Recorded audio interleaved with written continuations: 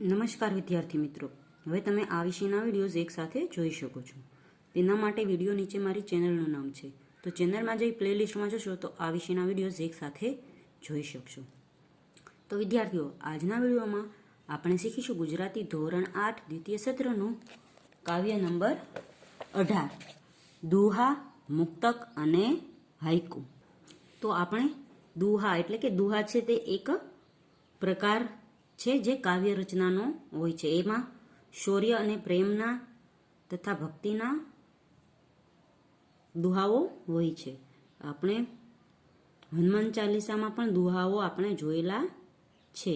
તો દુહાઓ દ્વારા આપણને થોડું જ્ઞાન આપવામાં આવે છે, થોડી સમજણ આપવામાં આવે છે કે આપણે કેવી રીતે રહેવું જોઈએ. દુહામાં શીખ હોય છે જે આપણે આપણા જીવનમાં ઉતારવાની હોય છે.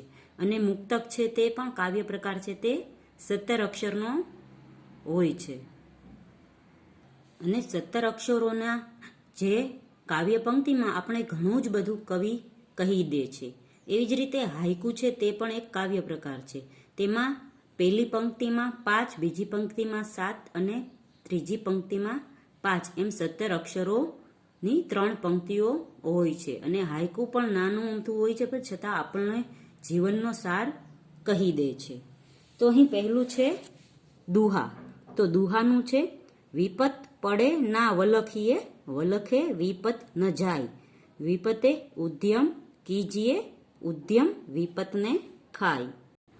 તો વિપત પડે ના વલખીએ, વિપત એટલે કે મુશ્કેલી અથવા દુઃખ પડે તો ના વલખવું જોઈએ. વલખવું જોઈએ એટલે કે ના આપણે દુઃખી થવું જોઈએ.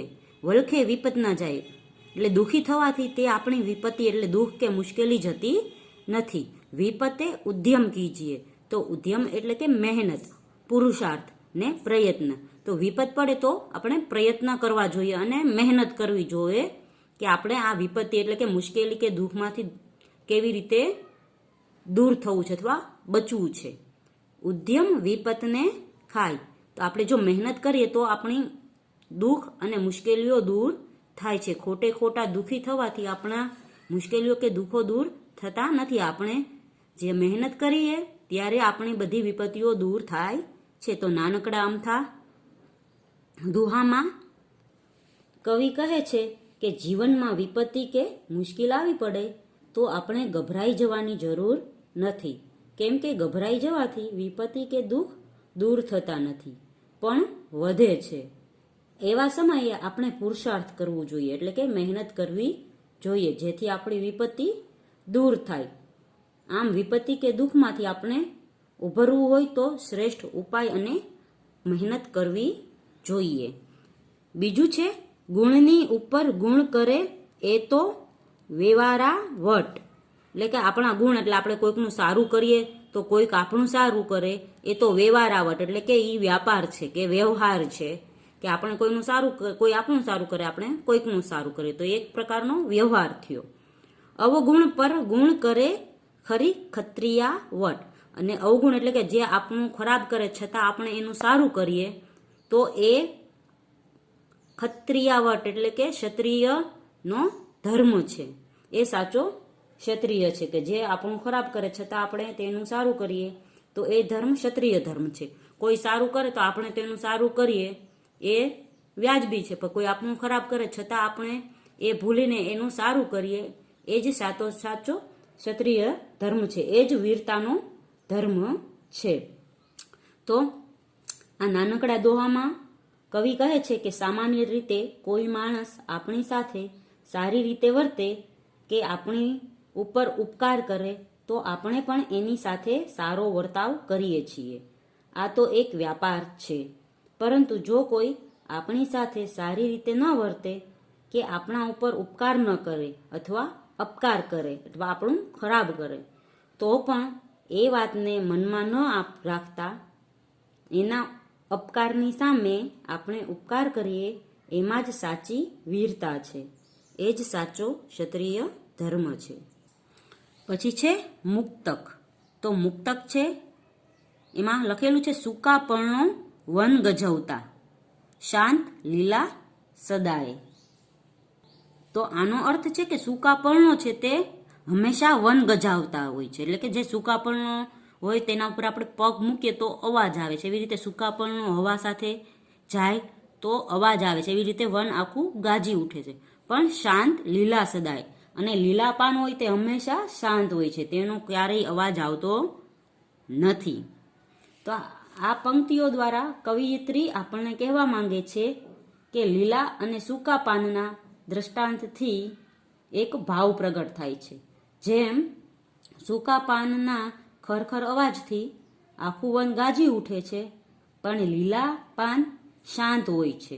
એમ જ અધૂરપ વાળી વ્યક્તિ બહારથી સારો દેખાવ કરવાનો પ્રયત્ન કરતો હોય છે, પણ હકીકતમાં તો એ પોતાની અધૂરપ ઢાંકવા માટે પ્રયત્ન કરે છે. જ્યારે બહારથી શાંત દેખાતા માણસો ગુણવાન હોય છે.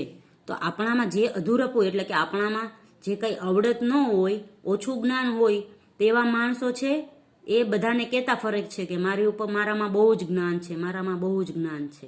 અને જે પોતે સાચે જ જ્ઞાની પુરુષો હોય છે તે ક્યારેય એવું અભિમાન કરતા નથી કે મારામાં જ્ઞાન છે. એ શાંતિથી રહે છે. પછી છે હાઈકુ.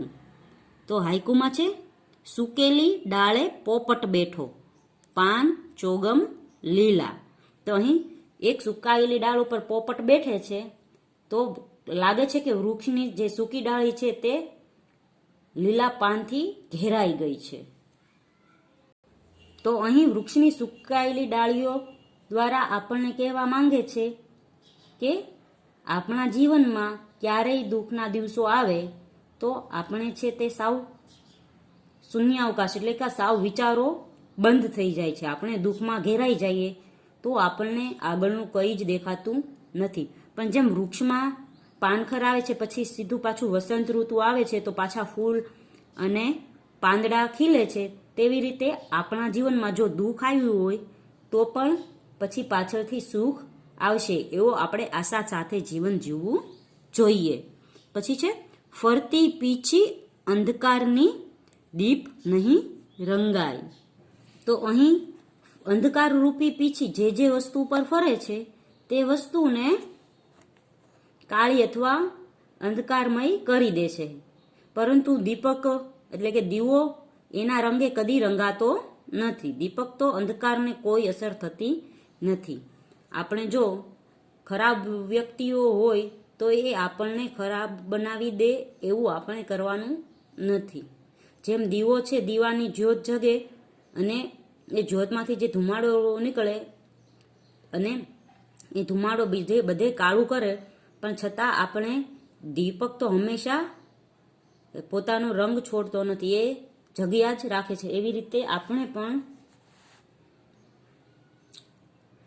અજ્ઞાની માણસ પર માયારૂપીની અસર થાય છે એવું આપણે કરવાનું નથી, પરંતુ જે માણસ જ્ઞાની હોય છે તેના પર કોઈ મોહ માયાની અસર થતી નથી. તો આ નાનકડા અમથા હાઈકુમાં કવિ કહે છે કે અંધકારની પીછી જે વસ્તુ પર ફરે છે તે વસ્તુને એ પોતાના કાળા રંગે રંગી દે છે, પરંતુ દીપક એના રંગે કદી રંગાતો નથી. દીપક ઉપર એ અંધકારની કંઈ જ અસર થતી નથી. તેવી જ રીતે જે અજ્ઞાની માણસ પર માયારૂપી અંધકારની અસર થાય છે તે પણ મોહમાયામાં જકડાઈ જાય છે, પરંતુ જે માણસ જ્ઞાની હોય છે તેને મોહમાયા સ્પર્શી શકતી નથી.